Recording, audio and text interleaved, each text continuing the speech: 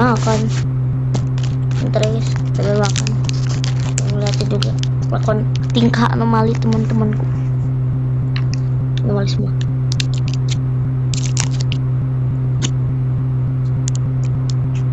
Kayak berak dah.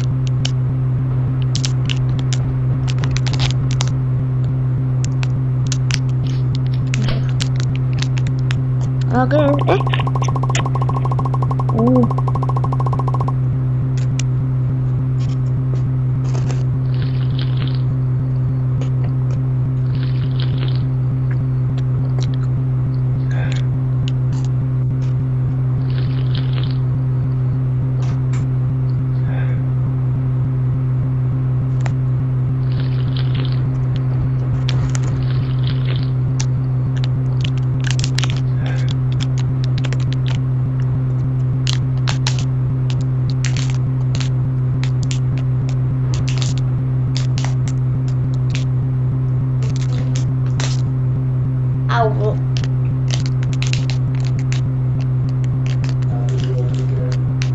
Apa ini?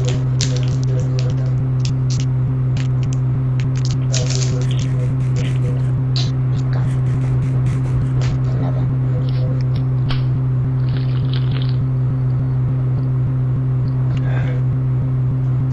Satu, dua, tiga, enam, tujuh, delapan, sembilan, 10.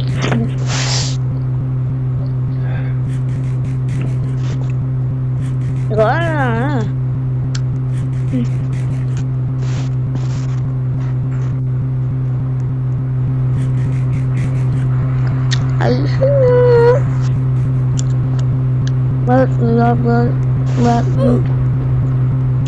Mati kan?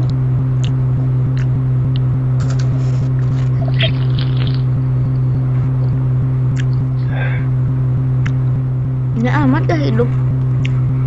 Astag.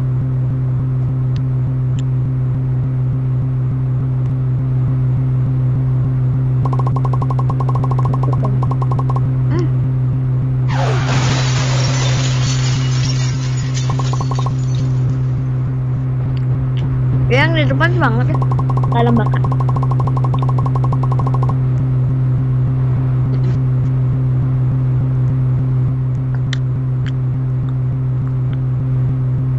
Itu lagi kah si hijau?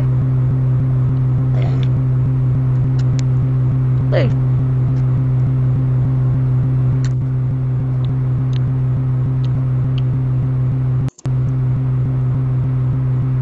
Itu hidup. Dia terakhir mati mulu.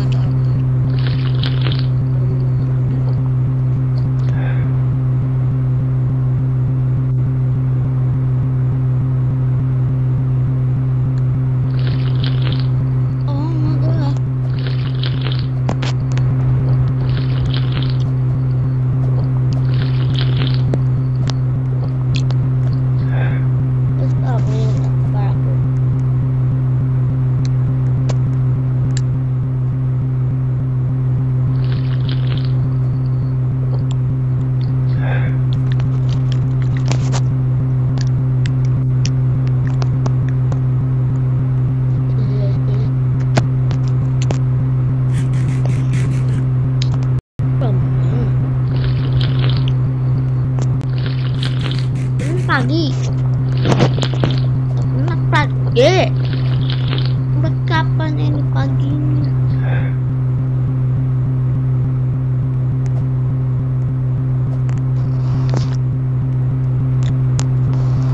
Anak kecil.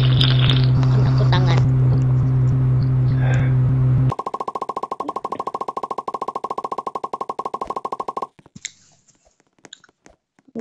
Apa mengapa di halte bu?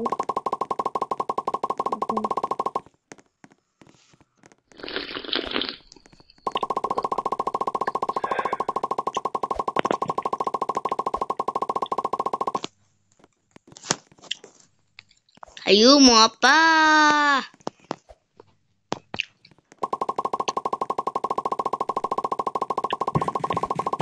Curut.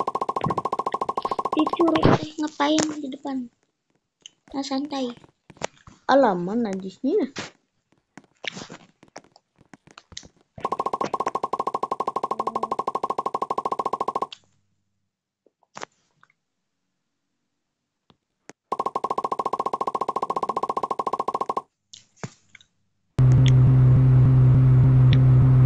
Lanjutkan. Makan makan. Muat. Hai. Habibi ya. Ini.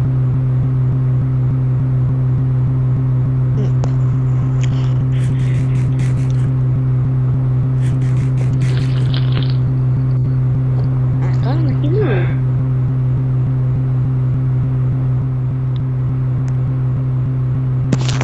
Baperan nggak? Baperan nggak si iPhone?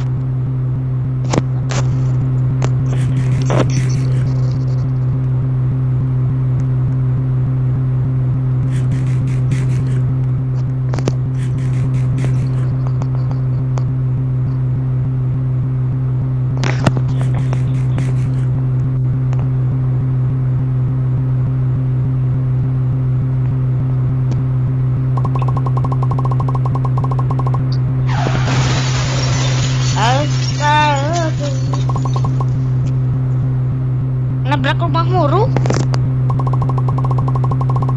Itu yang di depan yang patah.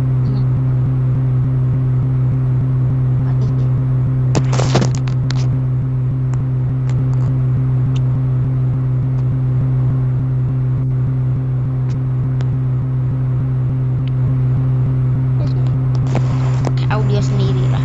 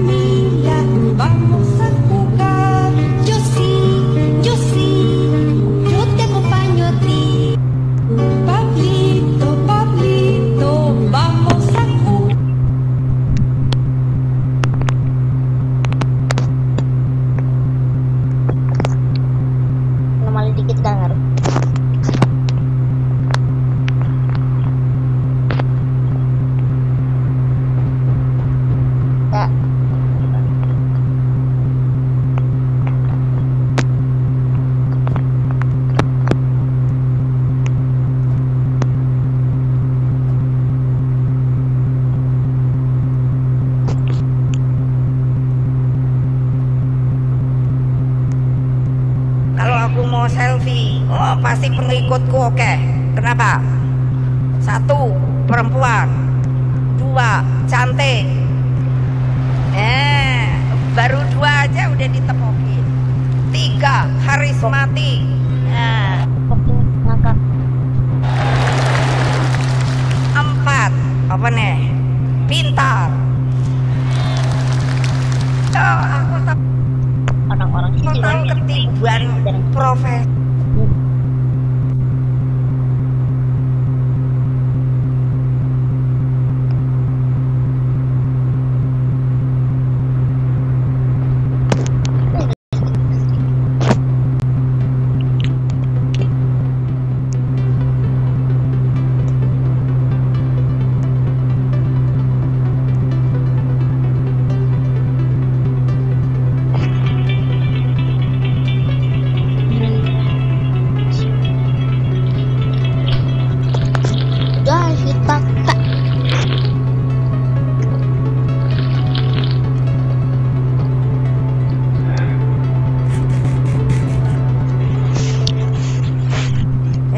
Namanya laporan tuh banyak juga yang nggak bener ya, tolong deh, maunya kan memberikan laporan yang baik-baik saja.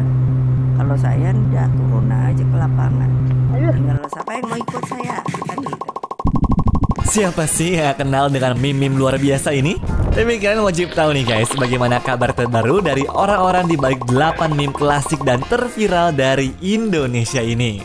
Berbeda banget deh sama yang dulu guys. Sudah penasaran? So, Tasya ini pas lagi ngerekam dirinya nyanyi lagu Abdullah, malah jadi viral tuh guys. Istri setia. Siapa yang nggak tahu? Gara-gara sambaran petir saat itu yang bikin kaget dan membuat ekspresi mukanya jadi lucu banget. Bahkan mereka sampai diundang ke berbagai acara televisi dan ternyata baru diketahui tuh jika keduanya ini bukan kakak beradik. Dari acara Rumpi juga ketahuan kalau mereka menerima endorse dan bayarannya sanggup buat beli tablet. Terus dapat duit terus buat dibeliin buat apa duitnya, Tri? apa kemarin? Oh, dia beli tablet. Nah, kemudian jika kita lihat dari Instagramnya, emang saat ini sudah nggak aktif ya. Mungkin karena fokus ke sekolah kali guys. Soalnya semenjak viral dan dipanggil kemana-mana, mereka mengaku temennya makin bertambah, bahkan sering ngajakin foto juga. Tapi bagi adik Tri, hal ini terkadang jadi mengganggu. Cuma semoga yang diupayakan bisa jadi berkah ya, agar cita-cita menjadi dokter cepat terkabul.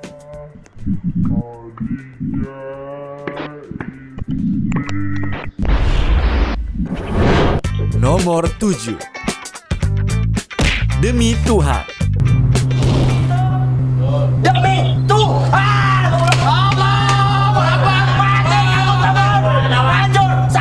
Ngapain?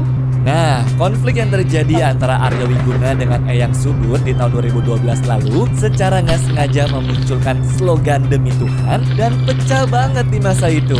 Bahkan sampai dibikin jadi lagu dan dinyanyiin segala di acara hitam putih loh. demi Tuhan, demi Tuhan. Memang, di masa itu dia dipanggil ke berbagai acara televisi di mana ketenarannya membuat orang-orang yang ada di pihaknya jadi enek karena terlihat dari video di channelnya kapanlagi.com nih. Dia juga menyebutkan kalau semenjak tragedi Demi Tuhan itu, hidupnya jadi bener-bener apes banget. Bahkan dampaknya sampai membuatnya terpisah dengan sang anak yang kemudian menghilang tanpa kabar selama 9 tahun. Memang dia gagal jadi artis setelah viral, namun kerjaannya sehabis itu tetap nggak jauh-jauh dari industri hiburan kok. Nih buktinya waktu dia menjadi seorang DJ. Nah, tapi sekarang takdir sudah mempertemukannya kembali dengan sang anak tuh guys, yaitu Deriska Almira. Ternyata gue baru tahu juga nih guys, dia mengikuti jejak sang bapak nih di dunia hiburan dan sempat berakting di beberapa FTV juga. Tapi bukan berarti kehidupannya setelah sang ayah viral membuatnya jauh lebih mudah ya guys. Soalnya waktu dia curhat di acaranya Feni Rose, anak ini juga pernah diejekin sama orang-orang karena ayahnya itu Arya Wiguna. Nah dari atas anak laki-laki tuh pada neriakin, iya anak Arya Wiguna pemulung. Ya pada akhirnya gue seneng sih bisa melihat Arya Wiguna yang seperti ini karena bisa berkumpul kembali sama keluarganya. Dan yang paling penting, semoga dia diberikan kesehatan ya, sehingga bisa menjadi pribadi yang lebih baik lagi.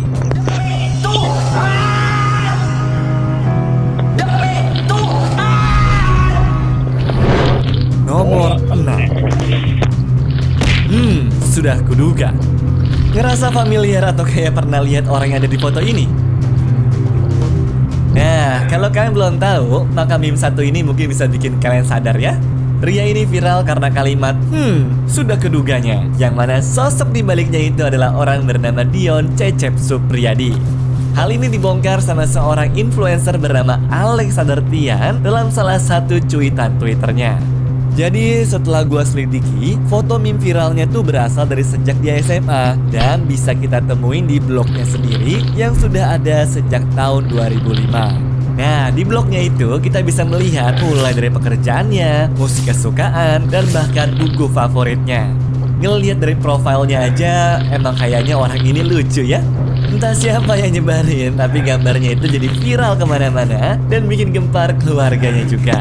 Namun, mereka semua ngomong bahwa hal ini mengganggu dan merugikannya. Karena ya berujung jadi olok-olokan para netizen. Kalau hal ini sudah di luar batas lah menurut saya gitu kan. Saya sempat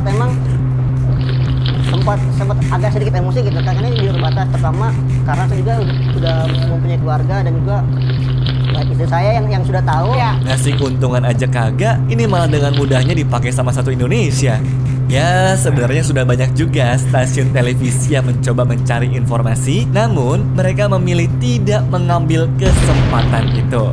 Selain nggak punya keahlian di industri hiburan, sang bapak dan juga istrinya juga kepengen jadi orang biasa. Makanya, sosial media dia saja terlihat normal kan? Karena dengan begitu, hidup keduanya jadi bisa lebih tenang. Nomor 5. Bocah FF. Kamu tahu nggak game PUBG itu game haram? Hah? Game haram itu nggak ada gunanya. Ada sajadah kan sholat ya, lebih bagusan FF tuh. Hah? Dasar game PUBG. Udah mendingan jangan main PUBG. PUBG itu game haram, Memang kalau kalian melihat videonya itu guys, kalimatnya kayak menghina banget dan gak ada bagus-bagusnya ya. Tapi di channel pribadinya dia sudah melakukan klarifikasi nih, gara-gara serbuan banyak orang. Di sini aku meminta maaf dan klarifikasi tentang video yang aku buat secara spontan guys. Aku minta maaf bila ada yang merasa terganggu atas tayangan video yang aku buat spontan guys. Aku hanya tahu dari media kalau PUBG itu haram dan sebenarnya aku gak bermaksud menghina PUBG guys. Tetap saja, permintaan maafnya ini gak cukup buat menghentikan netizen sampai-sampai apapun yang dilakukan menjadi bahan candaan. Tapi kan videonya itu sudah terjadi 4 tahun yang lalu. Penasaran gak sih orangnya sekarang jadi gimana? Nah, saat kita telusuri lebih lanjut, nampaknya akun asli dia tuh sudah gak aktif lagi guys. Cuma ada satu hal yang positif yang bisa kita temukan di internet nih, yaitu informasi mengenai kelulusan murid di SMP Negeri 267 Jakarta. Dan dalam salah satu daftarnya terdapat nama dia yang dinyatakan lulus pada tanggal 6 Juni tahun 2024 kemarin. Bagus deh, moga-moga tetap utamain pendidikan biar bisa jadi orang yang lebih baik lagi ya dek. Nomor 4, Amin Richman. Siapa sangka seorang pria dengan tatapan belagu yang seakan-akan sedang pamer kekayaannya bisa menjadi bintang di dunia meme Indonesia. Iya, peran tersebut telah sukses dimainkan oleh sosok bernama Amin Richman. Sampai-sampai guys, sosok ini meme-nya sudah tersebar kemana-mana dan dibikin versi masing-masingnya nih. Gaya foto kayak begini emang cocok banget sih guys buat dijadiin bahan bercandaan. Apalagi pakai tema orang sombong yang suka pamer kekayaan gitu ya. Nah, tapi kalau kalian cari namanya di YouTube, maka akan nemu channel miliknya yang ini nih guys. Konten-konten itu bergaya sitcom tentang orang yang terlanjur kaya. Bahkan Mercy aja dikasih ke pembantunya tuh dengan alasan sudah bosen guys. Ini mobil gua kasih buat pembantu gue. Ngasih tips aja nggak nanggung-nanggung, langsung emas.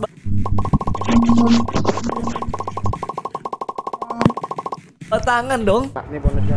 Duh, yang bener nih pak. Gak mau lo. Oh, mau.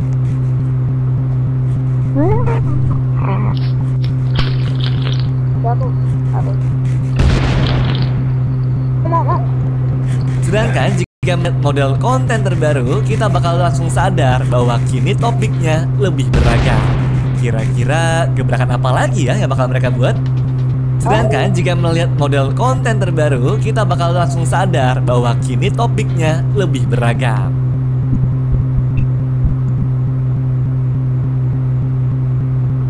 Waduh, ngapain kita?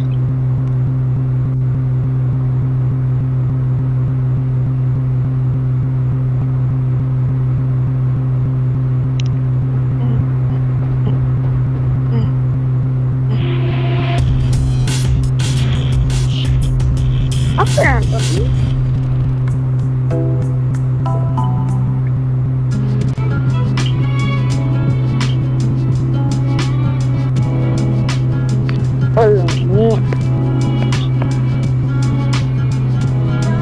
Siti, kamu cepet banget sih larinya. Hai.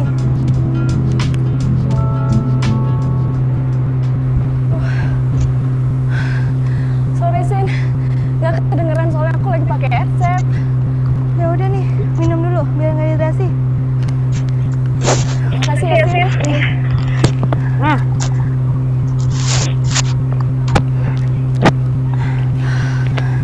Yuk, kita lari lagi.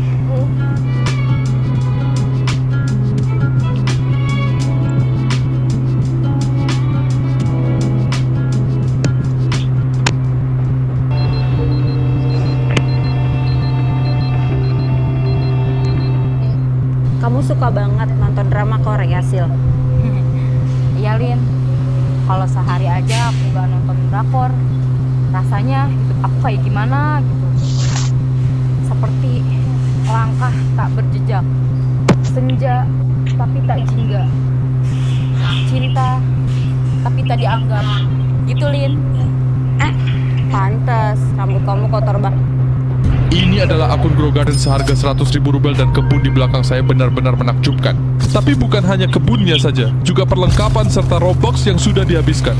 Kita akan memeriksa setiap akun, mulai dari akun seharga 1 rubel hingga akun seharga 100. 1.000 rubel? Tapi mari kita mulai dulu dari akun seharga 1 rubel. Ngomong-ngomong, jika video ini ditonton oleh staff Roblox, tolong jangan ban saya. Ayo mulai. Jadi saya masuk ke akun seharga 1 rubel.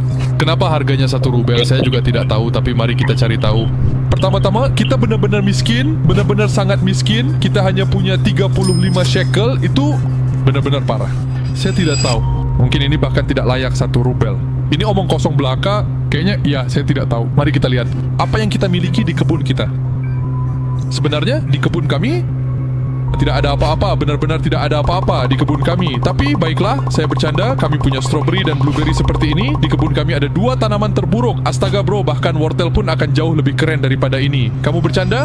Kita tidak punya shekel. Kita bahkan tidak punya kebun kedua. Seharusnya di sini ada tombol untuk beralih ke kebun kedua, tapi entah kenapa di sini tidak ada. Ngomong-ngomong, saya benar-benar tidak tahu kenapa di sini tidak ada. Kalau ada yang tahu, tulis di kolom komentar. Mungkin dia diblokir untuk bisa masuk ke kebun kedua. Apa? Mari kita lihat di inventaris. Jadi kita punya jackalope. Baiklah, mari kita jual dan dapatkan setidaknya beberapa shekel. Berapa banyak? Baiklah, 708.000. Baiklah, oke, itu sesuatu. Kelinci hitam. Untuk pertama kalinya dalam hidupku, aku melihat kelinci hitam. Rupanya saya tidak pernah tahu cara melakukannya, berapa biayanya. Omong kosong, aku mengerti. Wow.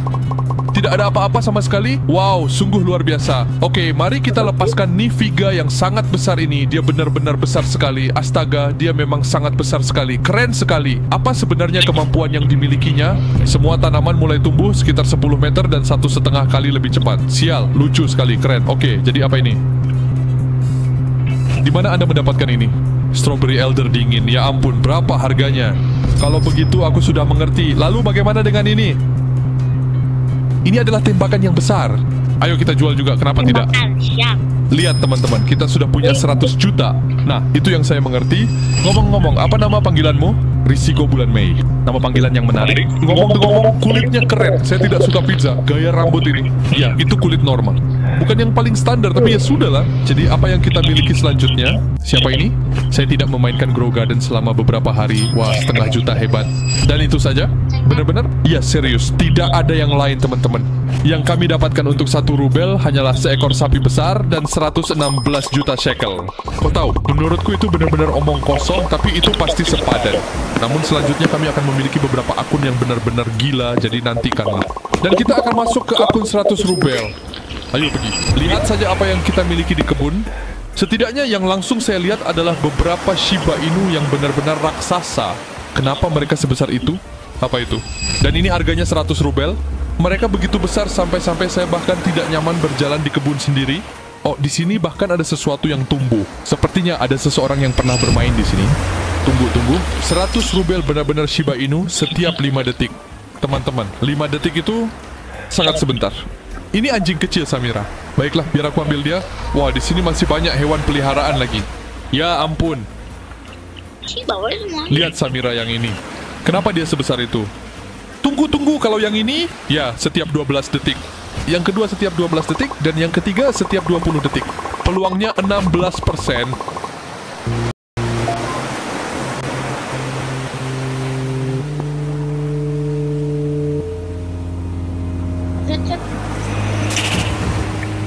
Set. Nomor 10. Akarshina. Apa yang kalian pikir waktu pertama ngeliat video di channel Eti3212 ini dari Challenge Sarjana? Inilah beberapa akun dan video TikTok yang tidak hanya aneh, tapi juga mengganggu dan bisa bikin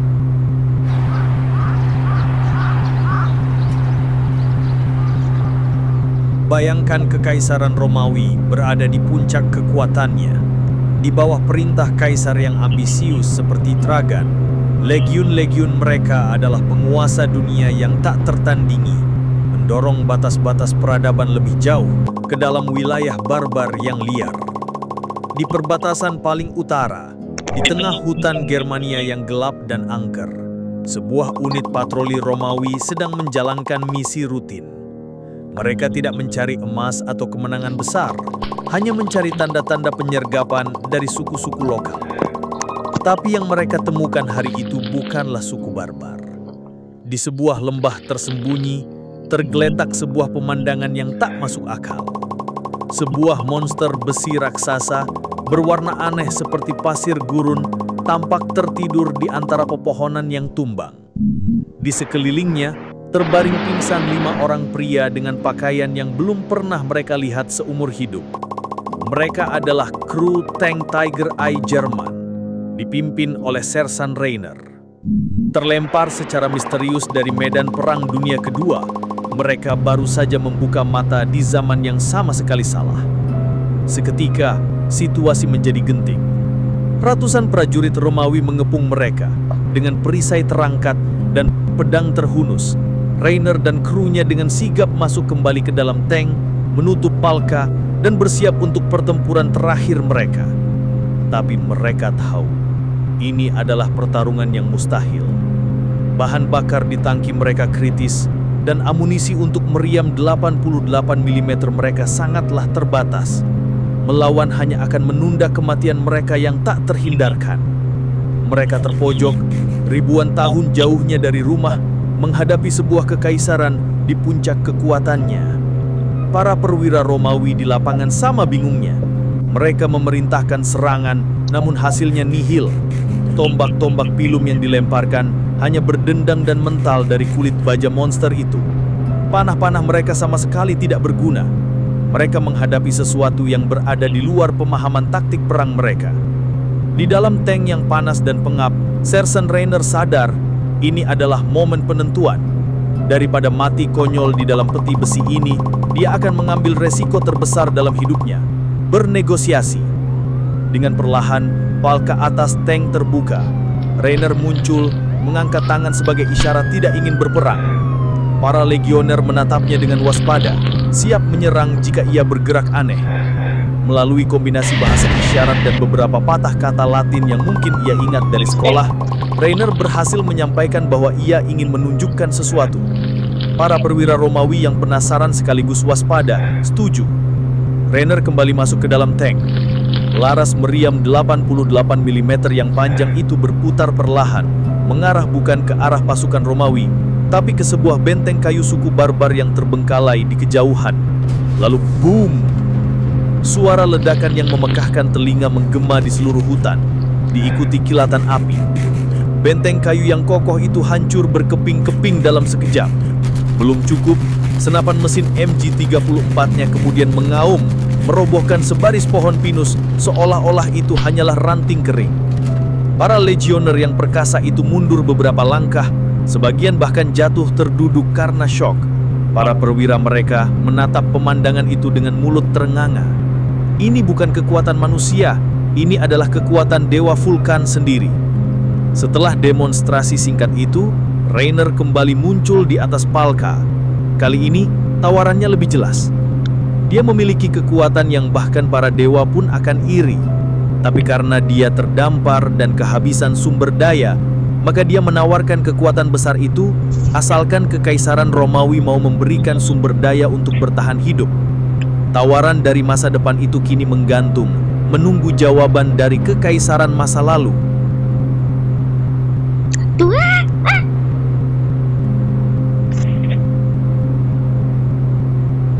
Kabar tentang monster besi yang bisa memuntahkan guntur dan tawaran aneh dari para penunggangnya menyebar secepat kilat melalui jaringan kurir Kekaisaran hingga akhirnya sampai ke telinga sang kaisar di Roma. Awalnya, laporan itu disambut dengan skeptisisme.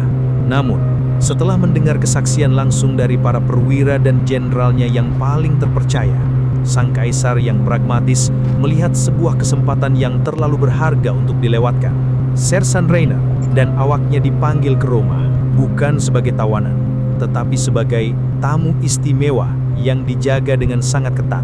Tank Tiger mereka, yang kini diberi nama Latin yang gagah, Vera Ferrea, sang binatang besi, disembunyikan di sebuah bengkel militer rahasia. Para insinyur terbaik Roma yang terbiasa membangun jembatan dan akuaduk, kini menatap keajaiban mekanis dari masa depan dengan penuh keaguman dan kebingungan. Sebuah aliansi yang belum pernah ada dalam sejarah pun terjalin. Kesepakatannya jelas, Rainer dan krunya akan melatih sekelompok kecil legionер dan insinyur pilihan dalam konsep-konsep dasar mesin dan taktik tempur modern. Sebagai imbalannya, Kekaisaran Romawi akan menyediakan semua yang mereka butuhkan. Kemewahan kemewahan, status, dan yang paling penting, upaya tanpa henti dari para alkemis dan pandai besi terbaik untuk mencoba mereplikasi bahan bakar dan amunisi mereka. Meskipun itu adalah tugas yang hampir mustahil, ujian pertama bagi aliansi aneh ini tidak butuh waktu lama. Sebuah aliansi besar suku-suku barbar di perbatasan Danube yang selama ini menjadi duri dalam daging bagi Roma memutuskan melancarkan serangan besar. Disinilah, untuk pertama kalinya, Vera Ferrea secara resmi diterjunkan ke dalam pertempuran sebagai bagian dari Legiun Romawi. Pemandangannya sungguh surreal. Diapit oleh ribuan legioner yang berbaris rapi, sang binatang besi bergerak maju. Hasilnya adalah pembantaian yang efisien dan brutal. Kavaleri musuh yang mencoba menyerang dari samping hancur oleh rentetan tembakan MG34. Formasi infanteri barbar yang padat pecah oleh ledakan proyektil meriam 88 mm. Dan benteng kayu mereka yang seharusnya menjadi pertahanan terakhir luluh lantak oleh satu tembakan presisi. Kemenangan yang seharusnya memakan waktu berminggu-minggu dan ribuan nyawa legiun kini diraih dalam satu hari dengan korban di pihak Romawi yang sangat minimal. Mitos Vera Ferrea, sang binatang besi dari Roma, telah lahir, dan kekaisaran Romawi kini memiliki senjata rahasia yang akan mengubah cara mereka berperang.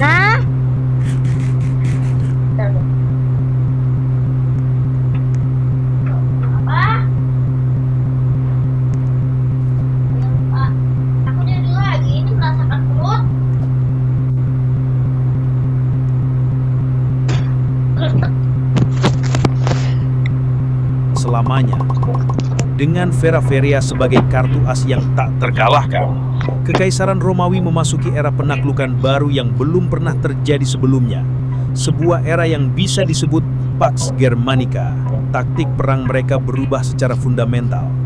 Legiun-legiun yang perkasa tidak lagi berfungsi sebagai ujung tombak utama yang harus menembus barisan musuh dengan darah dan keringat. Peran mereka kini bergeser menjadi pasukan pendukung elit untuk sang binatang besi. Tugas utama mereka adalah melindungi sisi-sisi tank dari serangan infanteri musuh yang nekat, membersihkan sisa-sisa perlawanan, dan mengamankan wilayah yang baru saja dilunakkan oleh meriam 88 mm. Ekspansi kekaisaran Romawi menjadi gila-gilaan. Wilayah-wilayah yang tadinya dianggap terlalu sulit atau terlalu mahal untuk ditaklukkan, kini menjadi target yang sangat mungkin.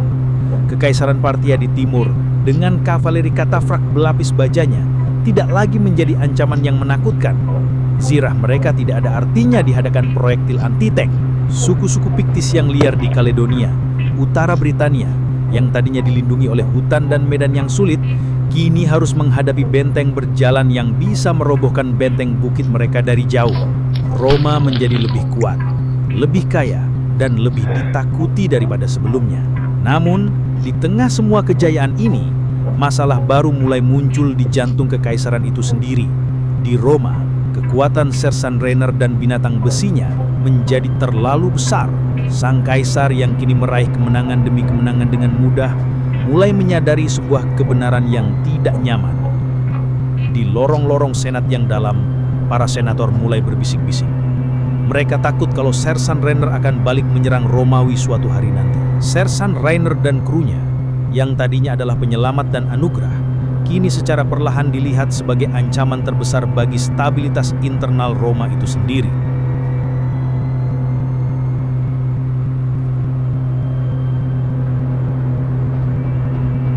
Jadi, apa yang akhirnya akan terjadi?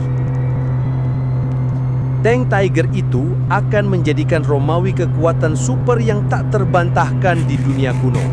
Mereka bisa mempercepat laju penaklukan mereka puluhan atau bahkan ratusan tahun, menciptakan sebuah kekaisaran yang lebih luas dan lebih stabil dari yang pernah tercatat dalam sejarah. Tapi, kemenangan absolut ini datang dengan harga yang sangat mahal. Sebuah harga yang dibayar bukan di medan perang, tetapi di panggung politik Roma yang kejam.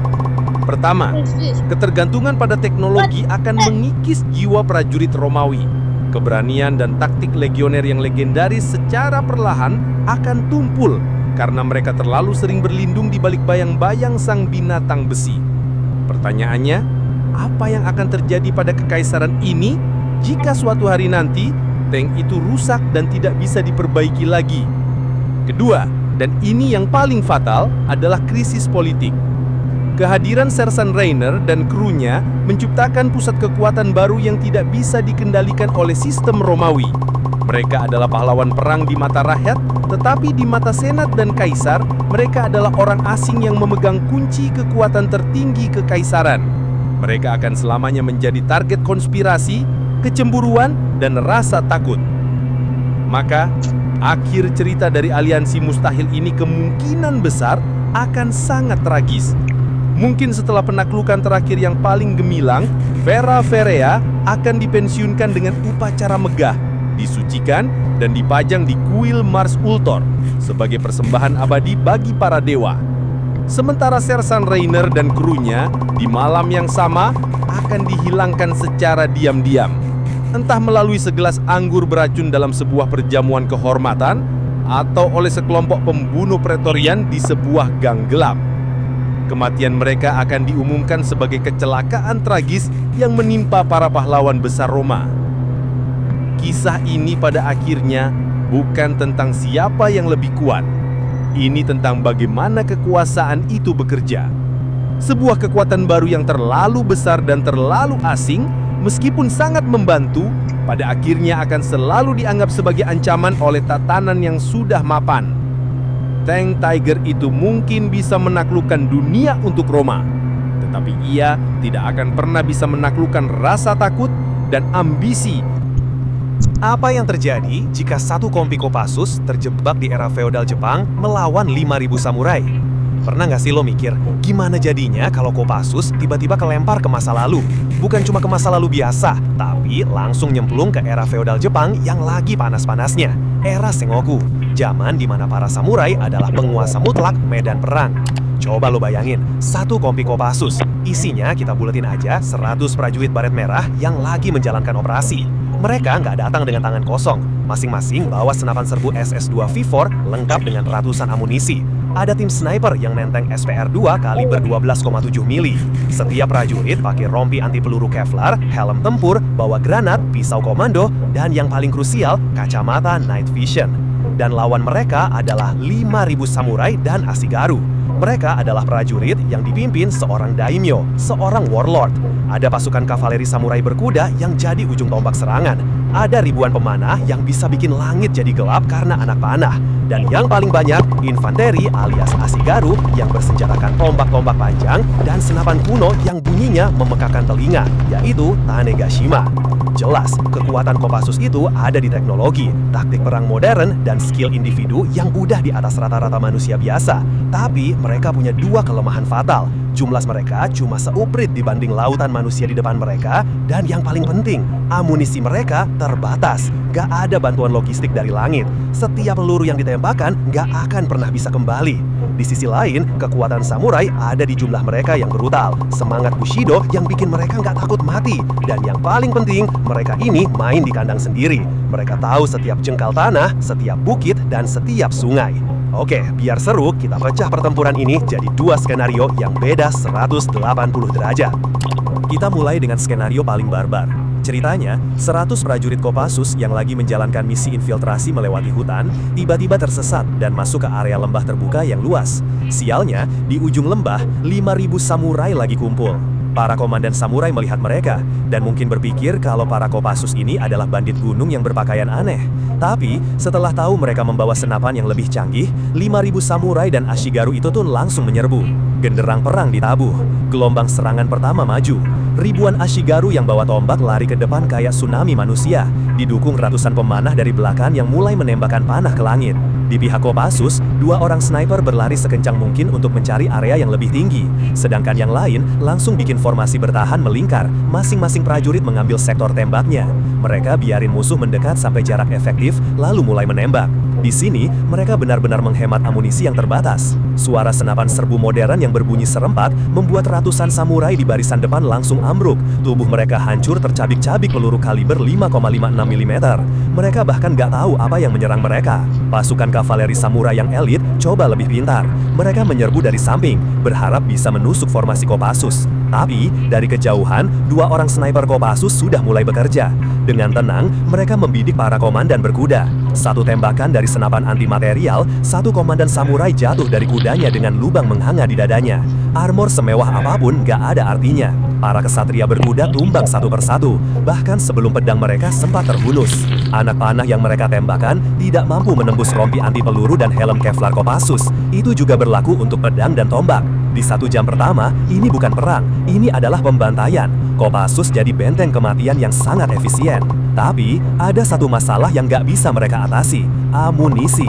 Samurai itu dibesarkan dengan kode kehormatan Bushido, pantang menyerah. Mereka tidak akan mungkin berhenti. Satu gelombang hancur, komandan mereka kirim gelombang kedua. Gelombang kedua musnah, gelombang ketiga maju lagi. Mereka terus-menerus mengorbankan prajurit mereka hanya untuk membuat Kopassus terus menembak. Mereka mengandalkan jumlah. Hasil akhirnya tergantung. Kalau Kopassus mau ambil resiko dan menghabiskan semua amunisi dan logistik yang tersisa, mereka mungkin bisa menang atau menghabisi semua samurai dan Ashigaru. Tapi setelah itu, mereka tidak akan bertahan lebih dari 2 hari. Di sisi lain, jika pasukan samurai dan Ashigaru bisa beradaptasi dengan keadaan, maka mereka tidak akan menyerang secara bersamaan. Mereka akan membuat Kopassus membuang amunisi mereka dengan percuma. Baru setelah itu, para Ashigaru akan menghabisi mereka. Atau, mereka juga bisa pura-pura mundur untuk memberi ruang bagi Kopassus untuk kabur. Tapi, setelah itu mereka akan membuat para Kopassus terpencar agar lebih mudah menangkap atau mengalahkan mereka. Tapi, cara ini jarang dilakukan dalam tradisi perang para samurai. Oke, sekarang kita putar balik ceritanya. Di skenario ini, Kopassus pakai aset terbesar mereka, yaitu pengetahuan dan taktik yang lebih modern dan adaptif. Begitu mereka tiba di zaman Sengoku, mereka langsung sadar bahwa perang terbuka hanyalah cari mati.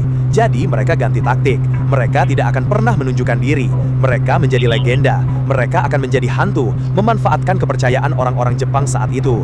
Terlebih, Kopassus memang akan terlihat seperti makhluk aneh di zaman ini. Fase pertama, menghilang dan mengintai. Dengan kemampuan infiltrasi dan kamuflase mereka, 100 orang itu lenyap di telan hutan. Mereka bergerak di malam hari, menggunakan night vision yang membuat mereka bisa melihat sementara musuh mereka buta total. Selama berminggu-minggu, mereka hanya mengamati, memetakan semuanya. Mulai dari di mana rute patroli, di mana gudang makanan dan senjata, di mana sumber air, dan yang terpenting, di mana markas dan apa kebiasaan si bos besar alias Daimyo. Fase kedua, saatnya bikin kacau. Disinilah keahlian Sandi Yuda Kopassus yang legendaris itu bermain.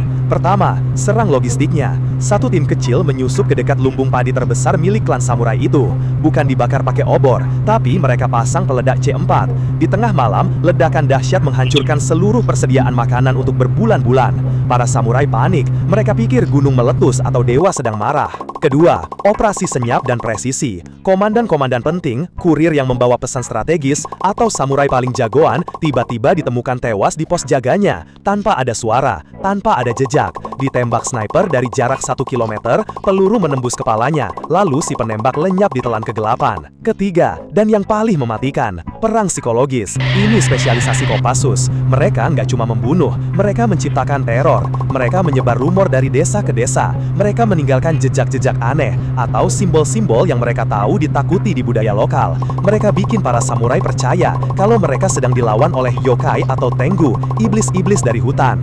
Moral pasukan anjlok, disiplin hancur lebur. Malam hari jadi waktu yang paling menakutkan. Si Daimyo pusing 7 keliling, pasukan digandakan, penjaga diperketat, tapi nggak ada hasil, musuhnya nggak kelihatan. Para samurai malah jadi saling curiga, saling menuduh ada pengkhianat di antara mereka. Kepercayaan hancur. Setelah logistik musuh ludas, komandan-komandannya tewas misterius, dan mental prajuritnya jatuh ke titik terendah, barulah Kopassus melancarkan serangan terakhir, operasi pamungkas, decapitation, menyasar kepala ularnya, yaitu Daimyo. Sebuah tim kecil, mungkin hanya 4 orang, menyusup ke dalam kastilnya di tengah malam buta. Dengan senapan berperedam suara dan gerakan secepat bayangan, mereka melumpuhkan para penjaga tanpa suara. Sang Daimyo ditemukan di pagi harinya sudah tak bernyawa. Hasilnya, di skenario ini, Kopassus sangat mungkin menang telak.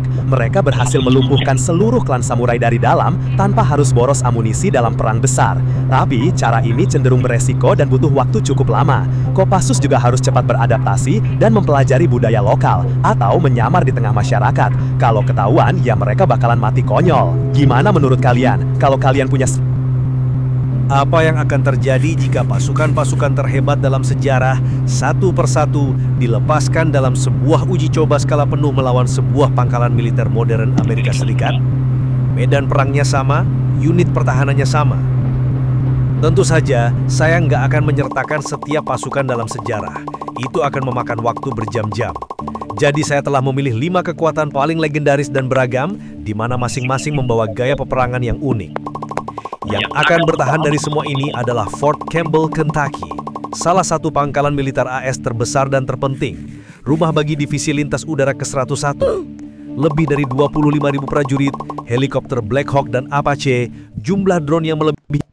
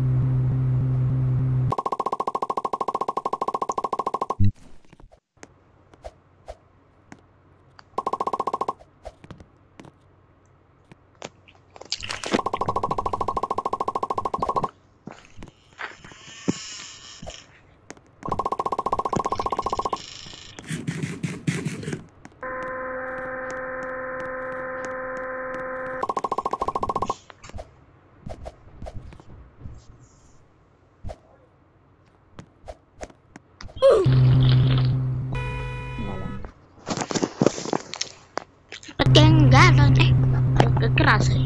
Udah 1 jam lagi Ci.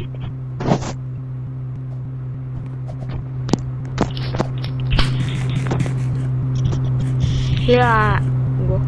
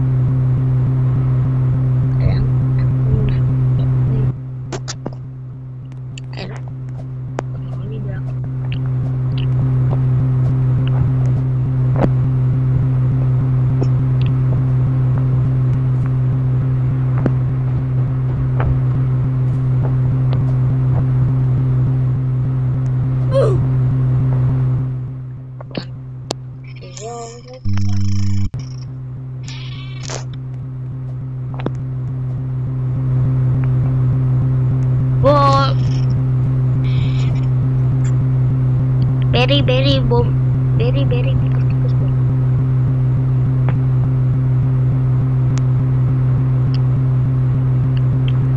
Lu kepletek.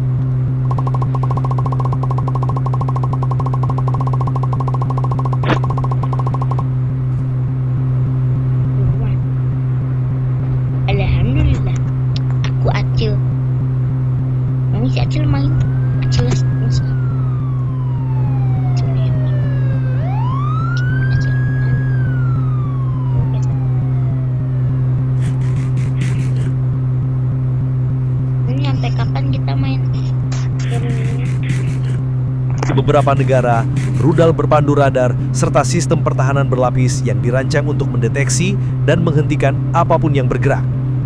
Setiap gelombang serangan akan menghadapi pangkalan dalam kondisi prima. Tidak ada kerusakan yang diakumulasi, tidak ada personel bertahan yang hilang. Mari kita lihat siapa yang bisa mendekat dan siapa yang akan terhapus dari sejarah.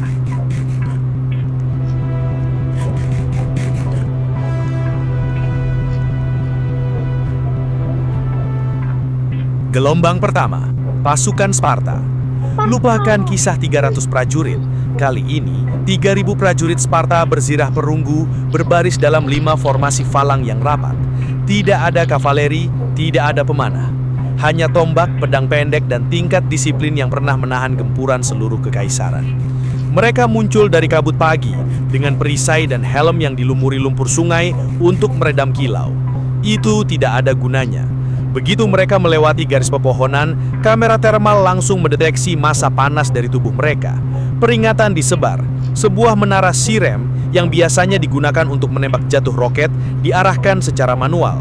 Dalam satu semburan singkat, senjata itu memuntahkan ribuan peluru kaliber 20 mm ke dalam formasi Sparta.